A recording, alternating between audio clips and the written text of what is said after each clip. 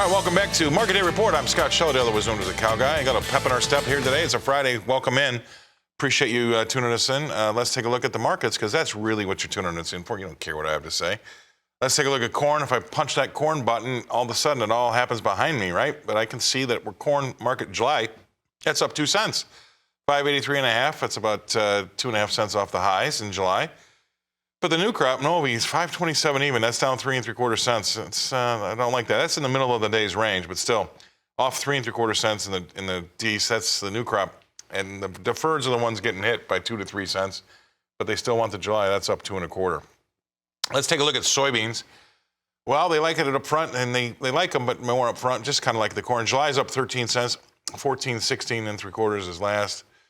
And go out to the Novi new crop, 12.63 even.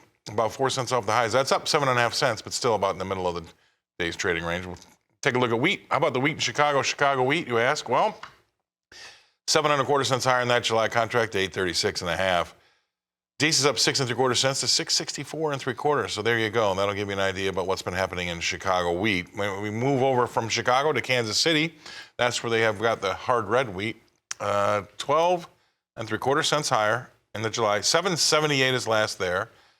About 3 3/4 cents off the highs, and we've got a Deese market of 10.5 cents better. That's 10.5 cents higher. 776 3/4 is last there, and that's 3 cents off the highs as well. There you go. That's not bad. Spring wheat. This is a lot better than it's been in the last few days. That's for sure. July is up 16 1/4 cents in Minneapolis. That's the spring wheat. Deese is up 11 1/4 cents to 811.5. There you go. That's about 2 1/4 cents off the highs. There you go. That's good stuff. Cotton. Let's talk about cotton for a minute. It's not been doing very much today. We're just on the plus side, not much. 26 points higher, and that's July. 80.66 is last. And then go out to the Deese, that's up 52 cents, or 52 points rather. 81.14 is last out there. Let's bring in our next guest analyst. It's going to be Todd Horwitz. He's in Chicago. He's on the phone with us here today. Todd, April's been a rough month. It's been a brutal month, Scott. You know, in fact, even today's rally, although we're seeing a pop, they're coming off the lows. This is like a natural rally that you would expect after being so oversold. The real key is, can this rally continue? And as bullish as I am, it's hard to want to stay with them because they just continue to hammer and pound away. I think that the markets are concerned. I think there's a lot of selling, and of course the volume remains light, which makes it easier to sell. I do think that cotton, though, just on the side note, I think cotton looks like it might have put a bottom on Tuesday. So we'll see if that indeed is it. It looks like it put in a higher low. So, but the grains look pretty weak right here, and they're going to need some help to kind of boost and get a rally going here. And again, I'm still bullish longer term, but it's very hard to be bullish here in the short term. In the short term, we've had issues, right? Because if we've got demand and we've got Mother Nature, the demand, if that's a three-legged stool, we got one leg kicked off from underneath us when we had those cancellations, right? That hurt. And we've got some rain going around. That's not that great. So if Mother Nature's going to rescue us and send this market higher, it's just how low do we go before we start that move, right? Because we could get a good bump, but if we continue to go lower, that good bump might not be good enough. Right, and I think we go back to the inputs, and the whole production thing is out of whack right now. The cost to produce versus the cost at retail is ridiculous. And again, it's a very tough market right now. But one of the biggest things we are watching is really the lack of overall participation in the market structure.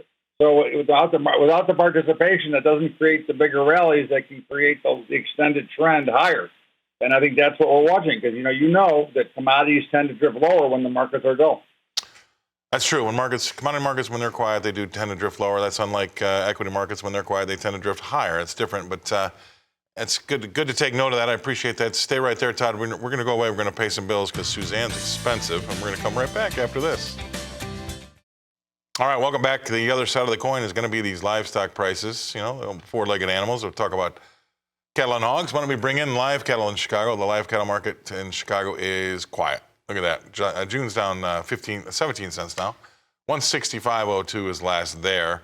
Not a ton going on. If we go out to the Deese, 17 cents lower there. 171.60 is last. All right, how about moving along to the feeder cattle? I have to click on that button. That doesn't happen just in the ether. Let's go to feeder cattle. August feeder cattle down $1.30 now. 230 spot 27's last 5 cents a nickel off the lows. That's not good. November's down 35 cents to 236.10, and that's 20 cents off the lows out there. All right, it's trading a little weak. Let's move on to see what we've got going on in lean hogs. It looks as though we might have put in a bottom here. We'll talk to our guest analyst about that. June's up 97 cents to 91.07. And we've got an October way out in the Halloween, 80 cents higher there to 84.25. Let's bring in our guest analyst, or back in our guest analyst. That's going to be Todd Horwitz. He's with Bubba Trading. He's now in Chicago. On the phone with us. Thanks, Todd. What are your thoughts here on these livestock markets? I think livestock looks great. But the problem in the cattle market is that because of the shortage, farmers aren't making enough money to overcome everything, right? I mean, we know prices are higher. Listen, the fat cattle almost made an all-time new high, and feeder cattle are within 6% of an all-time high. But again, there's not enough production. They don't have enough, so it really cuts into the profit margin. And I do think that you're right. I think hogs have put in a bottom. I think they found some real solid support, and we're seeing a real solid bounce. And certainly, back to $1 or higher is certainly in the cards in the hog market now, especially coming into the real season. Right, we come into the summer, into the barbecuing season. So I think we look really in good shape. It's unfortunate that there's not enough production to really take advantage of these high costs. All right. Super stuff. Really appreciate it. Great content. Thanks for being on the show. That's Todd Horwitz. He's with Bubba Trading in sometimes Las Vegas, sometimes Chicago. Today he's in Chicago. Bring it back here to Nashville.